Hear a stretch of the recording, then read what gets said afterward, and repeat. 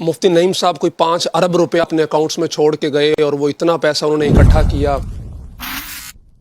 5 करोड़ को वो 5 अरब पड़ता है या 50 अरब पड़ता है।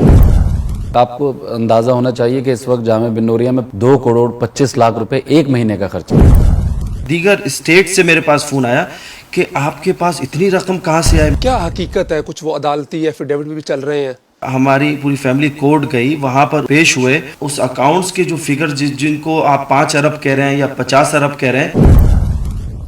अस्सलाम वालेकुम नाजरीन, मैं हूं उमर खान यासर और आप देख रहे हैं फोकस मीडिया। मैं इस वक्त मौजूद हूं जामिया बिन नूरिया आलमिया के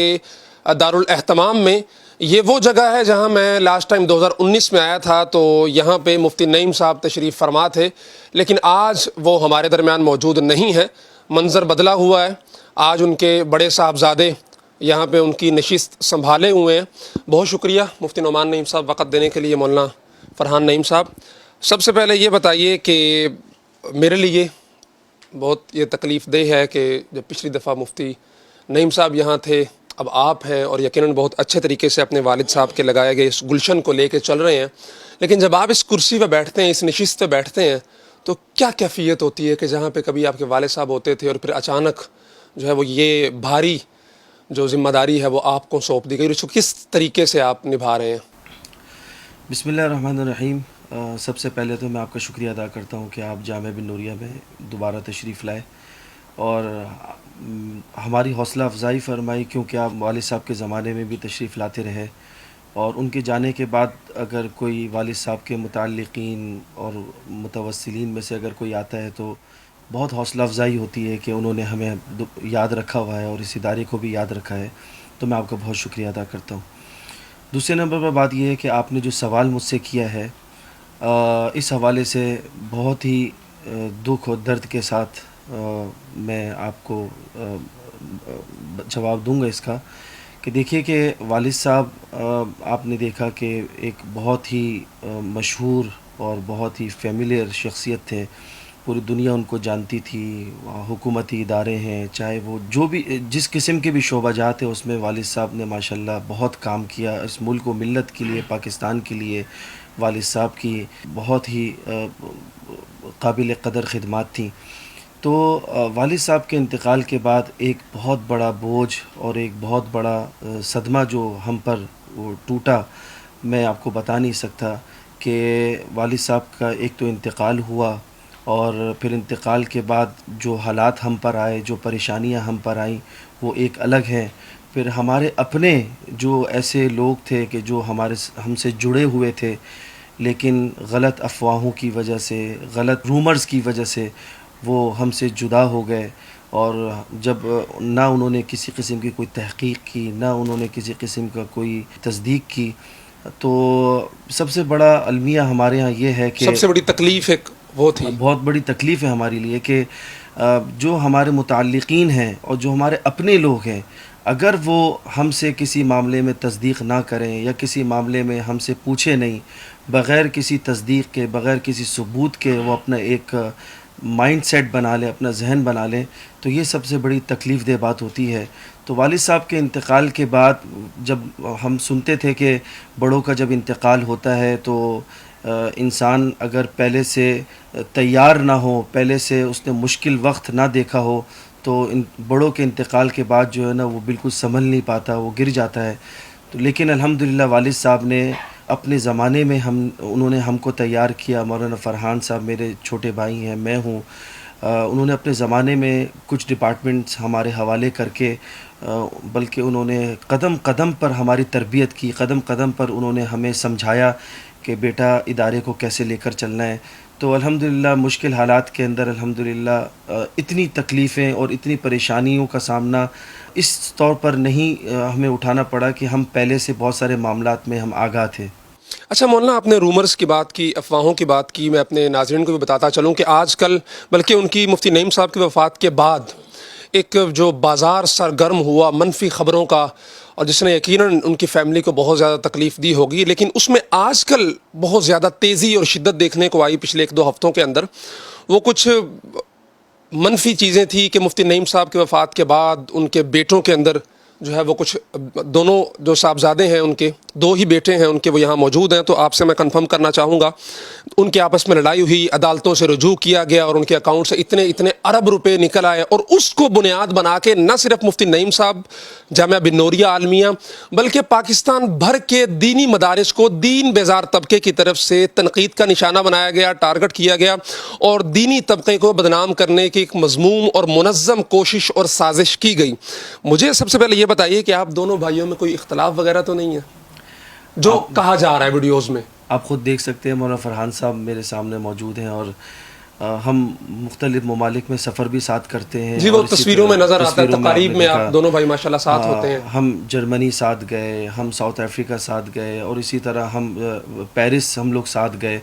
ہماری تصاویر موجود ہیں۔ بالکل۔ اچھا وہ اب کہا جا رہا ہے کہ کوئی مفتی نعیم صاحب کوئی 5 ارب روپیہ اپنے اکاؤنٹس میں چھوڑ کے گئے اور وہ اتنا پیسہ انہوں نے اکٹھا کیا، تو وہ کیا حقیقت ہے؟ کچھ وہ عدالتی ایفیڈیوٹ بھی چل رہے ہیں؟ دیکھیں، سب سے پہلے تو میں قرآن کی آیت آپ کو پڑھ کر سناؤں گا کہ دیکھیں قرآن میں صاف طور پر یہ ہے، یا ایھا الذین آمنوا ان جاءکم فاسق بنبأ فتبینوا، واضح طور پر قرآن کی اس آیت میں ہمیں ایک میسج اور ایک پیغام دیا گیا ہے کہ جہاں کوئی خبر آپ تک پہنچے تو جب تک اس کی تصدیق نہ ہو اور اس کا ثبوت آپ کے پاس نہ ہو، اس کو نہ پھیلانا چاہیے اور نہ اس پر یقین رکھنا چاہیے، نہ اس پر اپنا ذہن بنانا چاہیے۔ تو بڑے افسوس کے ساتھ یہ کہنا پڑتا ہے کہ ہمارے معاشرے کے اندر سوشل میڈیا کو بہت غلط استعمال کیا جا رہا ہے۔ سوشل میڈیا میں جو جھوٹ ہے اس جھوٹ کو اتنا پھیلایا جاتا ہے کہ وہ بھی سچ لگنے بریکنگ لگتا نیوز ہے۔ اور سب سے پہلے ریٹنگ کے چکر میں بس پھیلاتے چلے جاؤ اس کو۔ بالکل وہ جھوٹ جو ہے وہ سچ لگنے لگتا ہے۔ تو اسی طرح ہمارے ساتھ بھی ہوا کہ وہ جھوٹ کو اتنا پھیلایا گیا۔ وہ واقعہ اس طرح تھا کہ والد صاحب کے انتقال کے بعد کسی بھی گھر میں کسی کا انتقال ہو تو سکسیشن سرٹیفکیٹ جو ہے نا وہ بنایا جاتا ہے، اور اس کے لیے کورٹ میں پیشی ہوتی ہے، کورٹ میں تمام پوری فیملی کو جانا پڑتا ہے۔ اس میں پوری فیملی ہماری پوری فیملی کورٹ گئی، وہاں پر پیش ہوئے، اور جو ہمارے اکاؤنٹس تھے ان اکاؤنٹس کے اندر جو بھی سرمایہ اس میں رکھا ہوا تھا، جو بھی اس میں اکاؤنٹس میں فگرز موجود تھے، اور تو وہ فگرز ہمیں وہاں پر جا کر پیش ہونا پڑا، اور پھر اس اکاؤنٹس کے جو فگرز جن کو آپ 5 ارب کہہ رہے ہیں یا 50 ارب کہہ رہے ہیں، سب سے پہلے میں تو ناظرین کو میں یہ کہنا چاہوں گا کہ بھائی آپ وہ فگرز دیکھ تو لیں، وہ جو ڈیسیمل لگا ہوا ہے، جو پوائنٹ ہے اس کے پیچھے کے جو فگر ہیں 47 جو ہے، اس کو بھی انہوں نے اس میں شامل کر کے اس کو 5 ارب بنا دیا انہوں نے۔ اب بات یہ ہے کہ جو پڑھا لکھا آدمی ہے اگر وہ بھی اس طرح کی بات کرتا ہے کہ 5 کروڑ کو وہ 5 ارب پڑھتا ہے یا 50 ارب پڑھتا ہے، تو یعنی وہ جو رقم ہے اس پہ لکھی وہ 5 کروڑ ہے؟ جی 5 کروڑ 34 لاکھ 14 ہزار کچھ اور روپے ہے۔ جتنا بڑا یہ ادارہ ہے، الحمدللہ ہم نے وزٹ کیا پچھلی دفعہ سارا، اور جتنے بیرون کے طلبہ یہاں پڑھتے ہیں، 5 کروڑ تو میرے خیال اس ادارے کا 2-1 ماہ کا خرچ ہوگا۔ اب میں آپ کو بتاؤں کہ مولانا فرحان صاحب ہمارا اکاؤنٹس دیکھتے ہیں، یہ خود آپ کو بتائیں گے کہ ہمارے ماہانہ اخراجات 5 کروڑ کی جو رقم ہے وہ 5 کروڑ، وہ جو میں یہ نعمان صاحب جس طرح فرما رہے ہیں کہ بات ایسے ہی ہے کہ جیسے 5 کروڑ 34 لاکھ کو 5 ارب اور 53 کروڑ اور اس طرح کے فگرز لیے جا رہے ہیں، لیکن وہ 5 کروڑ 34 لاکھ، آپ کو اندازہ ہونا چاہیے کہ اس وقت جامعہ بن نوریہ میں 5000 طلبہ 53 ممالک کے یہاں پہ اس وقت رہائش پذیر ہیں، اور 250 کے قریب فیملیز ہیں جو کہ بن نوریہ کے اندر رہتی ہیں، اور ہمارا جو مہینے کا جو ایکسپنس ہے وہ تقریباً 2 کروڑ 25 لاکھ روپے ایک مہینے کا خرچ ہے، جس کے اندر ہمارا پے رول اور جو ساری چیزوں کو بھی ہم نے انکریمنٹ بھی کیا ہے، اور نئی جو ہماری پے رول اسکیم بھی اس مرتبہ لانچ ہوئی ہے۔ تو میں آپ کو کرنٹ اس وقت پوزیشن بتا رہا ہوں ادارے کی کہ 2 کروڑ 25 لاکھ روپے ہمارا مہینے کا خرچ ہے۔ اب 5 کروڑ 34 لاکھ اگر اتنا بڑا ایک ادارہ جو ایک بندہ لاکھ روپے مہینے کا کماتا ہے، اگر اس کے گھر کا خرچ ہے تو اس کے اکاؤنٹ میں اگر 2 لاکھ پڑا ہوا ہے اس کے 2 ماہ کا خرچہ، تو ایک بڑی چیز تو نہیں ہے میرے خیال میں، بلکہ بڑی نہیں، یہ بہت خطرناک بات ہے، خطرناک بات ہے بالکل۔ اور بلکہ اس ادارے کے لیے تو جو 1500 ایسے طلبہ جو ہمارے مہمان ہیں پاکستان کے، جی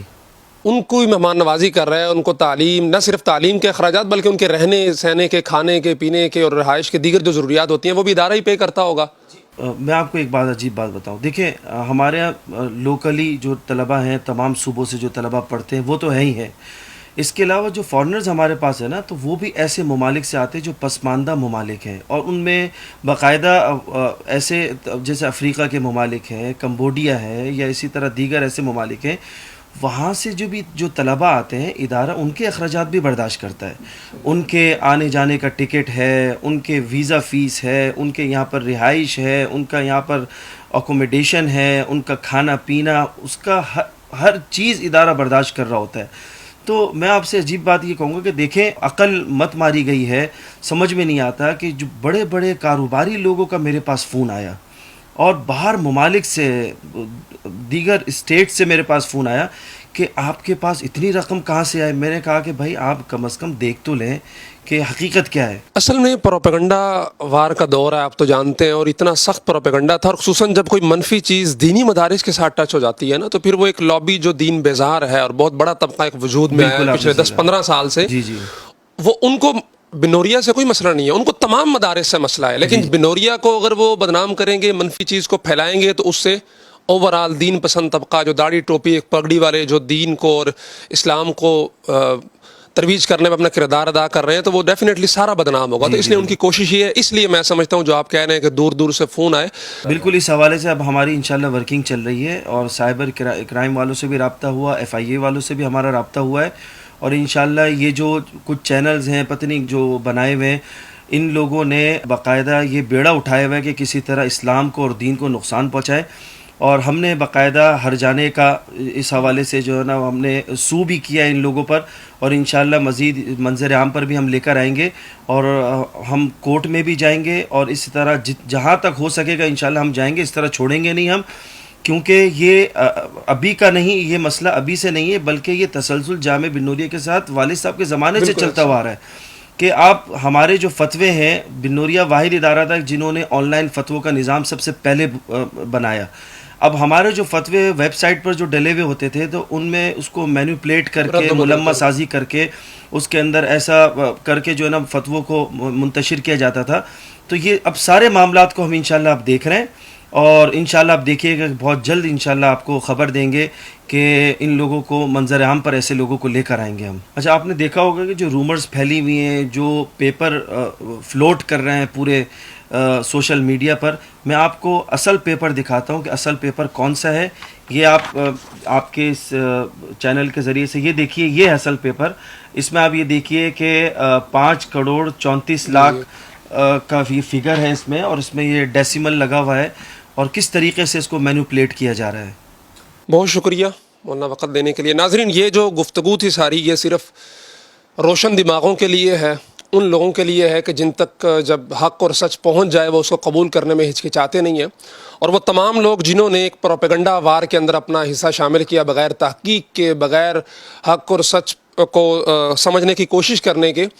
ان کے لیے ضروری ہے کہ جہاں پہ انہوں نے اس پروپیگنڈا کو پھیلانے میں اپنا کردار ادا کیا، تو اب اس سچ کو بھی دوسرے لوگوں تک پہنچانے میں اپنا کردار ادا کریں۔ تمام تفصیلات، تمام حقائق آپ حضرات کے سامنے آ چکے ہیں، اور خصوصاً ایک شخص جو دنیا سے چلا گیا ہے وہ چاہے گناہ گار بھی ہو، تو ہمیں احادیث کے اندر یہی حکم ہے کہ اس کی برائیوں کو یاد کرنے کے بجائے اچھائیوں کو یاد کیا جائے، چاہے کہ ایک ایسا شخص جس نے دین کی ترویج کے لیے اتنا بڑا کنٹریبیوشن کیا ہو، نہ صرف پاکستان میں بلکہ یہاں کے جو فاضلین ہیں وہ دنیا بھر کے اندر اسلام کی آبیاری میں مصروف عمل ہیں، اور تاحال اس شخص کا لگایا ہوا یہ گلشن ہرا بھرا ہے اور اسلام کی خدمت میں مصروف عمل ہے۔ اجازت دیجیے اپنے میزبان عمار خان یاسر کو، اور دیکھتے رہیے فوکس میڈیا۔ بہت شکریہ۔